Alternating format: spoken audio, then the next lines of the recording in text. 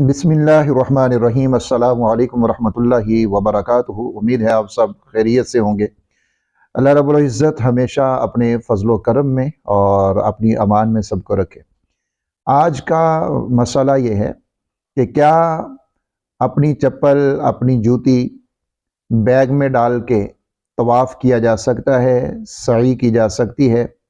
क्या चप्पल, जूता पहनकर तवाफ़ और सई किए जा सकते हैं?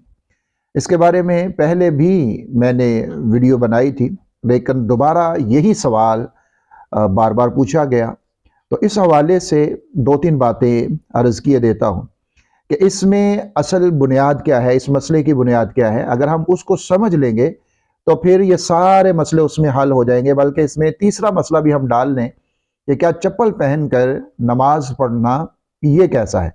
अब ये तीन चीज़ें इसमें आ गई कि हम चप्पल या अपना जूता किसी बैग में डाल के तवाफ़ सई कर सकते हैं। नंबर दो, क्या हम चप्पल जूता पहनकर तवाफ़ और सई कर सकते हैं। नंबर तीन, क्या चप्पल और जूता पहनकर नमाज पढ़ी जा सकती है या नहीं पढ़ी जा सकती। क्योंकि जो वहाँ पर सिक्योरिटी एहलकार होते हैं, जिनका वहाँ पर काम है, उन्होंने अक्सर जूते पहने होते हैं, शूज़ पहने होते हैं, तो उनकी तस्वीर बहुत सारे दोस्त जो हैं वो सोशल मीडिया के ऊपर शेयर करते हैं और साथ में ये कहते हैं कि जी ये देखें, ये जूते पहनकर अल्लाह के घर में आ गए या जूते पहनकर ये नमाज पढ़ रहे हैं। तो इसके ऊपर फिर एतराज़ात किए जाते हैं और लोग अपनी अपनी राय का इजहार करने लग जाते हैं कि ये बहुत गलत काम कर रहे हैं, ये अल्लाह के घर की बेअदबी कर रहे हैं। तो इस तरह की बहुत सारी बातें आ जाती हैं। तो इसलिए अगर आप इस मसला की जो बुनियाद है असल में उसको समझेंगे तो फिर ये सारे मसले उसमें हल हो जाएंगे इंशाअल्लाह ताला। याद रखिए कि चप्पल, जूता, शूज, कोई भी ऐसी चीज पाँव में पहनकर तवाफ करना, सही करना, इनको साथ रखना, इनको पहनकर नमाज का अदा करना, इससे कोई फर्क नहीं पड़ता। फर्क किस चीज से पड़ता है? फर्क इस चीज से पड़ता है कि आया आपकी चप्पल, आपका जूता ये पाक है या नापाक है। इसको नजासत तो नहीं लगी हुई, आपका जूता बिल्कुल पाक है। अगर तो आपका जूता बिल्कुल पाक है, नजासत नहीं लगी हुई, तो फिर ये सारे काम जूते में हो सकते हैं। अहादीस मौजूद हैं, बड़ी वाज़ेह तौर के ऊपर मौजूद हैं।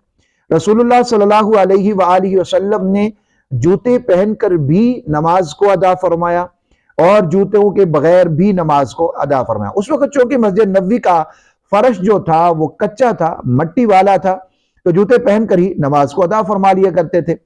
और आज जो मसला है वो मसला ये है कि आज मसाजिद के अंदर कालीन होते हैं, मसाजिद में कारपेट बिछे हुए हैं, मसाजिद में मार्बल लगे हुए हैं, बहुत ज्यादा सफाई सुथराई का इंतजाम मौजूद है। अब अगर कोई शख्स बाहर से आए और वो कहे जी मेरा जूता तो पाक है लेकिन मट्टी वगैरह थोड़ी बहुत तो जाहिर रास्ते में उसको लगेगी, अब वो आकर अगर कारपेट के ऊपर खड़ा होकर नमाज पढ़ने लग जाए तो उसके जूते के साथ लगी हुई जितनी भी मट्टी है, अगरचे वो पाक हो, वो सारी उस कारपेट के ऊपर लगेगी, उस कालीन के ऊपर लगेगी। मार्बल बहुत सफाई है, वहां पर वो मट्टी लग जाएगी। तो नमाज पढ़ने वाले जो दूसरे हजरात हैं उनको उससे मसला होगा। तो इसलिए अब इसको इस तरह से करना यह दुरुस्त नहीं है। हाँ, अगर कोई करेगा उसकी नमाज हो जाएगी, उसमें कोई किसी तरह का मसला नहीं आता कि जी उसकी नमाज अदा नहीं हुई। लेकिन आप ये देखिए, इतना महंगा कारपेट कालीन जो मस्जिद में बिछा हुआ है, अब वहां पर आकर जूते पहनकर आ जाना तो ये किसी तौर पे मुनासिब नहीं लगता। लेकिन अब वहां पर जो अहलकार होते हैं वो जूते पहनकर नमाज क्यों अदा करते हैं? जाहिर है उनके लिए हरज की बात है। अगर वो बार बार जूतों को उतारें, बार बार जूतों को पहने हर नमाज के ऊपर, तो उनके लिए हरज की बात होती है। और फिर वो रहते ही हरम के अंदर हैं, उन जूतों के साथ वो रहते ही हरम के अंदर हैं क्योंकि वहां उनकी ड्यूटी है।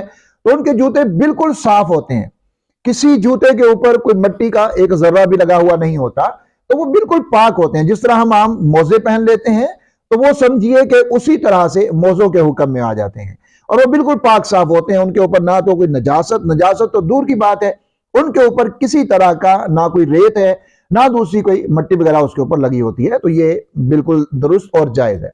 अब रही बात कि आपका सही और तवाफ को करना, जूते आपकी कमर के ऊपर हो, आपने थैले में जूतों को डाल लिया है, और अब आपने तवाफ करना है और सई करनी है।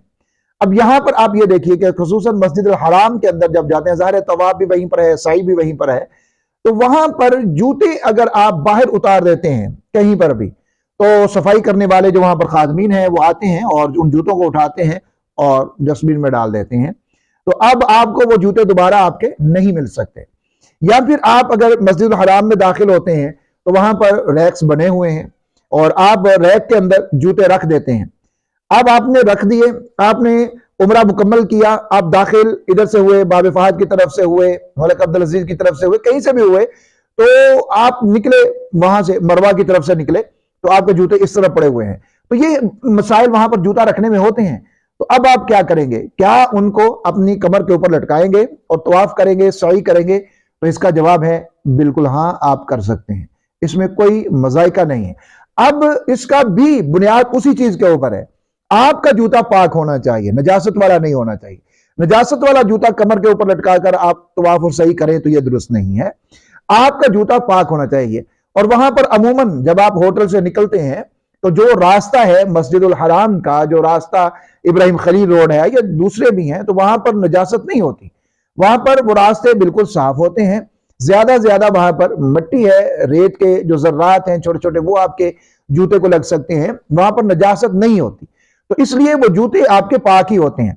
तो उन जूतों को आप आकर किसी प्लास्टिक बैग के अंदर डाल लें और अपने जो कमर वाला थैला होता है, जो कपड़े वाला थैला साथ लिया जाता है चप्पल के लिए, उसके अंदर डालकर अपनी कमर पर लटकाइए और आप तवाफ कर सकते हैं, सही भी इसी तरह कर सकते हैं।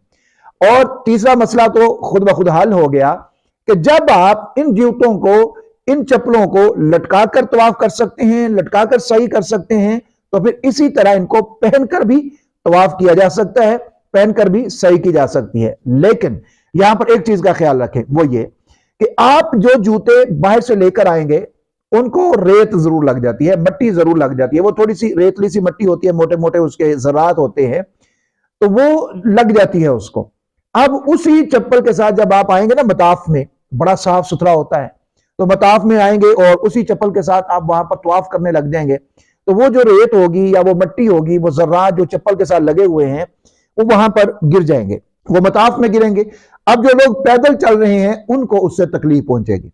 तो इसके लिए बेहतरीन बात यह है कि आप अगर चप्पल के बगैर तवाफ नहीं कर सकते, चप्पल के बगैर आप सही नहीं कर सकते, तो फिर आप एक चप्पल खास तौर के ऊपर इसी काम के लिए रख लें।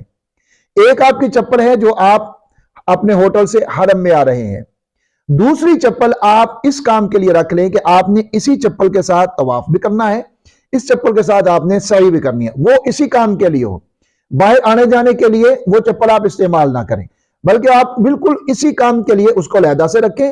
और जब भी आप मस्जिद में दाखिल हो और आप मताफ में आए हैं, आप तवाफ के लिए हैं, आप सही के लिए जा रहे हैं, सही में अमूमन ये होता है कि वहां पर कूलिंग बहुत ज्यादा होती है, ठंडक बहुत ज्यादा होती है, तो पाँव दर्द करने लग जाते हैं ठंडक की वजह से। नीचे जो मार्बल है वो भी बहुत ज्यादा ठंडा है और कूलिंग है, पंखे भी चल रहे होते हैं, तो वहां पर ये होता है कि पाँव दर्द करने लग जाते हैं, सही में टाइम भी ज्यादा लगता है। मताफ में ऊपर धूप होती है, अगर आप दिन के वक्त कर रहे हैं, नीचे से फर्श तो ठंडा होता है, मार्बल ठंडा होता है, लेकिन यह है कि ऊपर से धूप लग रही होती है, तो वहां पर इतना महसूस नहीं होता, वो टाइम भी थोड़ा लगता है। तो सही के अंदर जरूरत पड़ जाती है, खुसूसन ऐसे अफराद को जिनको पैदल चलने की इतनी आदत भी नहीं होती, तो उनको फिर बगैर जूते के चलना और ज्यादा मुश्किल लगता है। तो वो जूते के साथ सही भी कर सकते हैं, जूते के साथ तवाफ भी कर सकते हैं, लेकिन इस चीज का ख्याल रखते हुए आपका जूता नजासत से बिल्कुल पाक होना चाहिए, आपका जूता मट्टी से पाक होना चाहिए, उसको मट्टी वगैरह ना लगी हुई हो कि उस मट्टी की वजह से जब वो मताफ में गिरेगी दूसरे लोगों को वहां पर तकलीफ पहुंचेगी उसके साथ। तो आपने ये काम बिल्कुल भी नहीं करना इस तरीके से। तो आप अगर पाक जूती बिल्कुल एक अलहदा से रख लें, अगर, क्योंकि बाज लोगों ने, दोस्तों ने पूछा था कमेंट के अंदर मुझसे कि मेरे पाँव में कुछ जख्म है, बगैर जूते के चलने में मुझे मसला होता है, तो फिर मैं क्या तवाफ जूती पहनकर कर सकता हूं? तो बिल्कुल कर सकते हैं, लेकिन एक बात जरूर है इसके अंदर कि अगर आप हालत एहराम में हैं तो फिर आपने, मर्द जो हैं उन्होंने जूती वही पहननी है जो एहराम के लिए सही है, यानी ऐसी जूती हो जो आपके पाँव की जो उभरी हुई हड्डी है इसको भी खुला रखे और आपके टखनों को खुला रखे, ऐसी चप्पल आपने पहननी है और उसके साथ आप सही तवाफ कर सकते हैं।